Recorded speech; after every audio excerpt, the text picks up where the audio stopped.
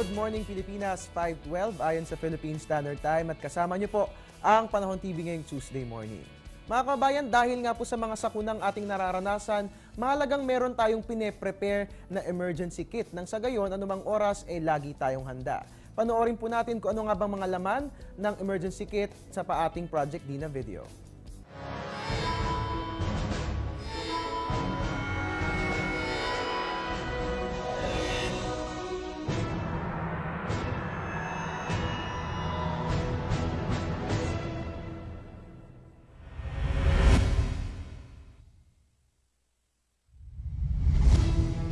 Anumang oras, dapat may nakahandang emergency survival kit na madaling bitbitin kung sakaling nagkaroon ng sakuna at kailangan ng lumikas ng tahanan. Dapat laman ito ang mga sumusunod.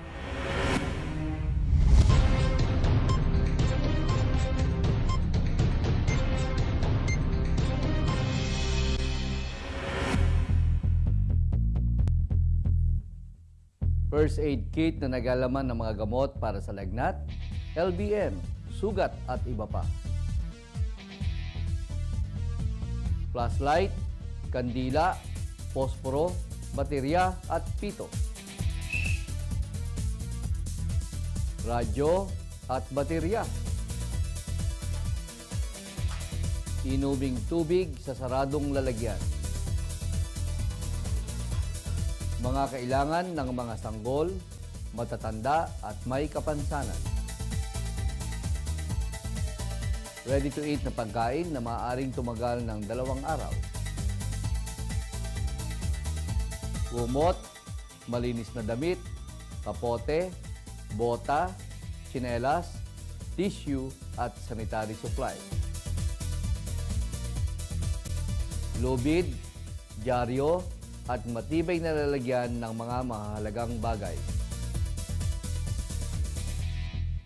Pera, papel at ballpen. At identification card o ID na naglalaman ng blood type at emergency contact number.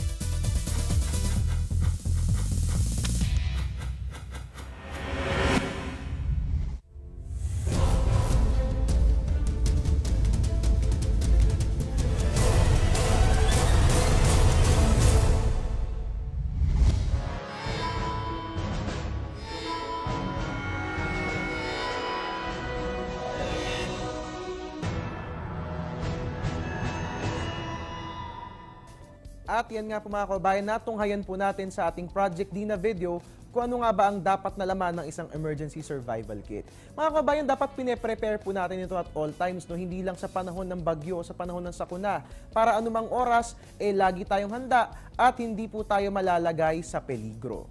Ngayon naman po, balik po tayo sa usapan ng panahon, no? Silipin po natin ang aasahang lagay ng temperatura sa buong bansa.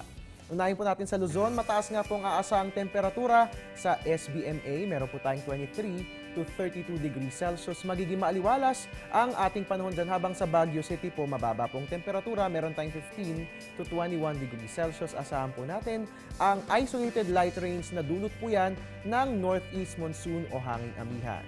Puntahan po natin ang Visayas, ang Iloilo at Bacolod, mataas pong temperatura.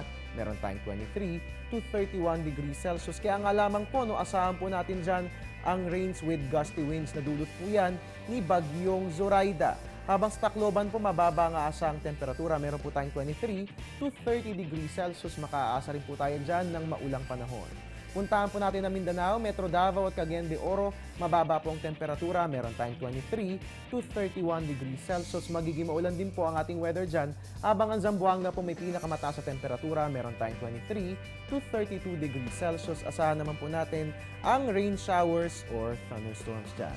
At mga kabayan, ituloy-tuloy po natin ang pagsilip sa lagay ng panahon sa selected areas ng bansa.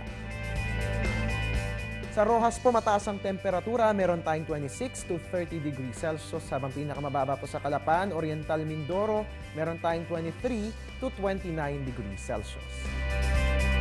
Tagbilaran, Bohol, mataas pong temperatura. Meron tayong 25 to 31 degrees Celsius. Habang pinakamababa po sa Surigao, meron tayong 19 to 28 degrees Celsius. At mga kabayan, walang bibitiw, magbabalik po ang Panahon TV.